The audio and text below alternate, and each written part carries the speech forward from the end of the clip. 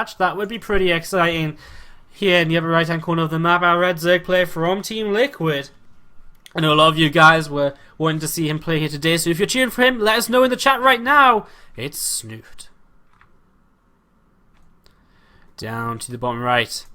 And if you like to see a bit of an underdog upset, then let us know. Because in the blue, taking down Bunny and looking to take down Snute to put his team closer to the playoffs. Properties Zanster.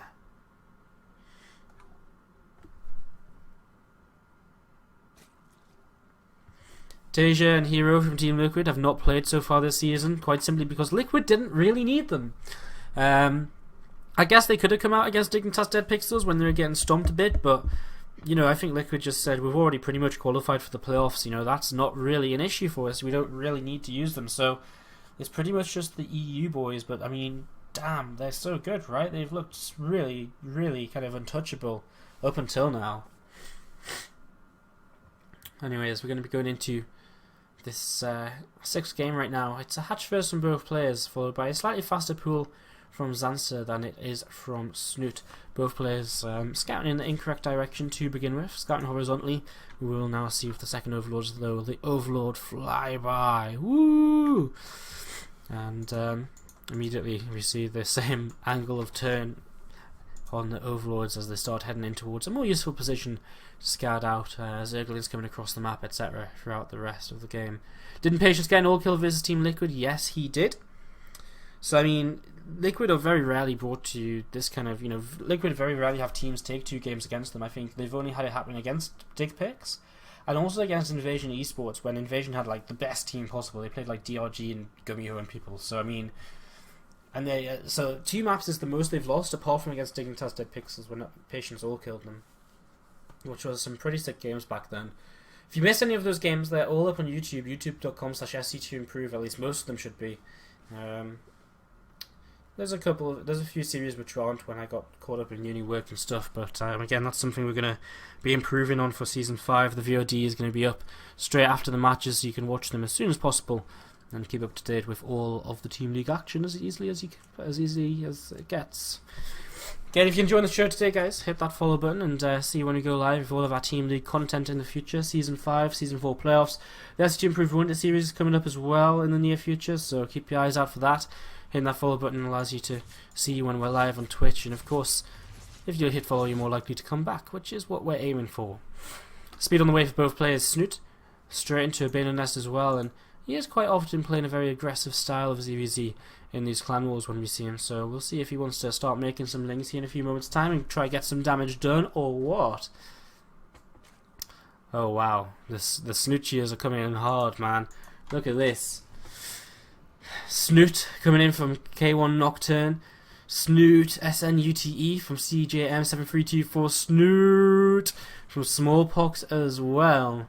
A lot of people cheering on Snute here at the start of this game. So we've only seen a handful of Zerglings actually coming in for Snute right now. Zanster actually choosing to cancel his Zergling speed and go straight into a lair right now. And we'll see if that maybe comes back to bite him, as Snute is starting to take down an Overlord here, and this is pretty indicative that he might be trying to sneak some Zerglings onto the map without Zanster knowing it. He's only got 10 or so Zerglings right now, but can definitely get a little bit of damage done with this. Zanster's supply blocked currently as well, and with no Overlord, okay, an Overlord must have just finished because he was supply blocked and now he isn't. So yeah, I mean, Snute has a single Bailey or 2 up here, but with a wall up, with a couple of Queens, I don't think... yeah, he's not really going to be able to push through here. There's a spine behind this wall as well. There's +1 starting on the Roaches, and a Roach Roaring on the way, and Snute responded to this with a very fast third base, saying, well, if you don't have Zergling speed, because you're going into the Roaches that quickly, you're not going to have a way to really punish me from taking a faster third base than you, so that's going to be my advantage in this game, as he starts up the +1 attack, not too far behind that of his opponent. So both players right now just stabilising into a Roach mid-game here in this ZVZ, as Roach speed starts up for Zanster. The layer a little bit behind for Snute, but that just means he's got to play a little bit more defensively, as he's not going to have Roach speed to escape with should he get into a little bit of trouble across the map. Overseer finishes up here, and we'll be able to just move over to the left-hand side. Stop watching the Overlord! What else would you like us to watch in the early stages of a ZVZ where both players open hatch, then pool and gas? There was nothing happening. Overlords are one of the most exciting things in the early game Zerg matches. And now I'm distracted from talking about the important stuff, which is that actually delaying this third base a little bit over here with his speedlings, just making a little bit of an advantage from that. And Zanster's about 9 workers behind right here. He's actually continuing to pump out roaches, and I wonder if he'll try and move across the map, hit a bit of a +1 roach time. I'm not sure how well it would work for him. And he's got 12 roaches out against none of Snute right now. Snute's about to get 12 out, but Zanster's got another 6 on the way, so I mean, it's kind of, I think by the time he gets over there, he's not really going to have enough to be able to do anything. He does have roach speed on the way, though, so I guess he'll move across quite quickly. Spankpool and a queen in position at this third base deflects those Zerglings. Is moving up the right-hand side of the map right now. These roaches, here we go. Can he get something done with these? I really don't think so. I mean, he's going to have +1 in 15 seconds. He really doesn't want to fight before that, I don't think, but he's just going to go for it anyways. A transfuse comes in from Snute as well, and I mean, Zanster has to realise he's just completely outnumbered. He's got a few roaches coming from behind, and a bit of a move command there from Zanster. Not ideal, as coming into this fight, he just really has nothing going for him at all. He's droning up behind this, but I don't know why he's continuing to fight. He's got roach speed. He's the one that's able to retreat from this if he would like to. And in the end there, he does finally begin to retreat, but I mean, he stuck around way too long there. He lost so much for no reason at all. And was so far behind on drones for so long as well that it's really hurt him now going in towards the kind of the proper mid game where both players have 1-1. Roach speed about to finish up for Snute. Interesting, Snute goes for an infestation pit before he starts +2 missile attacks, which is quite interesting. So infestation pit on the way down here before that +2, and see if that works out for him in the long run here. He starts that +2 now. It'll be a bit of a deficit, about a 1 minute deficit here. Of course, that's not going to be in play just yet. Zanster's catching up in supply a little bit here as he stops making drones and goes back into roach production. Spankle going to burrow on the high ground, and I don't think Snute should be able to attack up this ramp. With the Spankle coming in, well, does he just have enough units? Well, potentially the Spankle burrows a little bit too late, and I guess Snute just has a little bit too much right now, pushing forwards, realizing that Zanster maybe lost a little bit too much in his first attack of this game.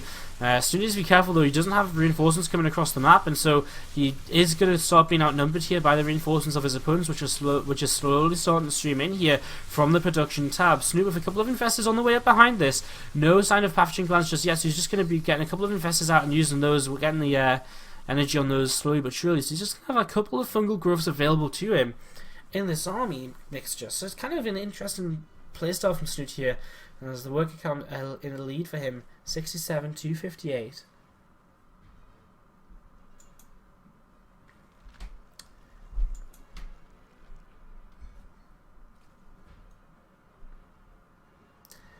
And these roaches just going to sit here in the centre. 4th base on the way up for Snute.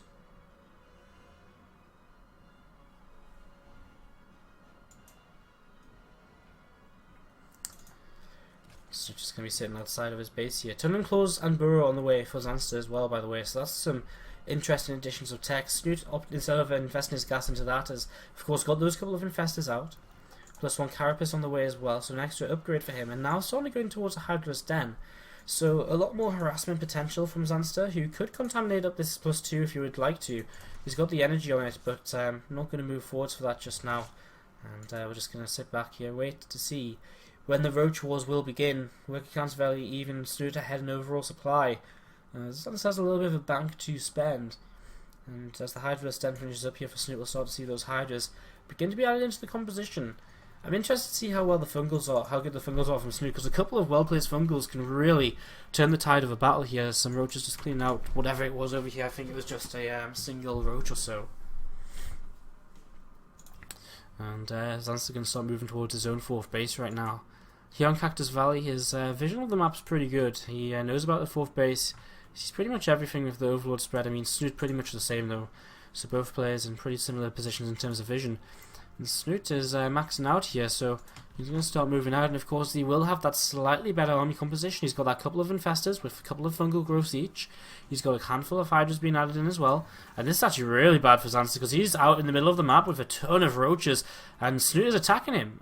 Oh, he's getting ready to attack him, and even up a ramp, I think Snute might just have so many roaches here that Zanster might be in a bit of trouble. Fungal growth comes up, and that's really going to help Snute a lot in terms of being able to push through here. But of course, Snute's going to take a lot of damage back at home due to this counterattack. Zanster, can he hold on to his main base, his main/natural? He's got reinforcements coming in, but are they coming in time? He's chasing down drones back here, and I guess Snute's going to take some serious damage himself, but I think the main problem is Zanster's roaches are just going to get cut off here continuously. As yeah, wow, I mean, Snute is starting to pick away at the Evolution Chambers at the front here. He actually sent a few roaches back, which I guess was a little bit unnecessary because now he's actually pulling them forward. The supply's still even here. Snute a little bit ahead in army supply. Zanster just trying to come forwards here from a couple of different angles. A couple of Investor Terrans in this as well as some Hydralisks. And again, he just doesn't really have enough to fight off this army of Snute, yet he's still doing so much back over here. Has to burrow to get out now, though, as Snute finally gets all of his reinforcements in the same place. And that's sort of the difference here. Zanster's losing his reinforcements here, there, and everywhere, where Snute's been able to grab all of his together and get them going. And now these drones are going to get killed off, and well, Zanster's fighting over to the right hand side. He's doing an okay job here. He pops up at this 4th base as well, and he's beginning to win this fight over here as well, but again, he's just losing a little bit too much on his own base, back at home, and he's just not really able to get enough to take down the roaches of Snute at the front here. He trades decently here, but he has a slightly better concave for a few moments. But now Snute has just a little bit too much, and drones being pulled into this just to try and survive. He's finally getting cleaned up here as well. His last few roaches finally getting taken down. He's lost his a lot of his drones as well. He's down to 36 drones against the 49. It looks as though Snute is going to be the one to knock Team Property out of the SETITL Season 4. As these roaches looking to come down this ramp, look to see what they can maybe get up to. And Team Liquid once again looking absolutely formidable. As, again, I mean, a little bit of a closer series this time around from them. But still, in the end, they are going to take home the victory. And again, no losses apart from to Dignitas Dead Pixels all season long. GG is called. Snute takes the victory for Liquid 4 games to 2. And with that, Liquid take their 7th victory.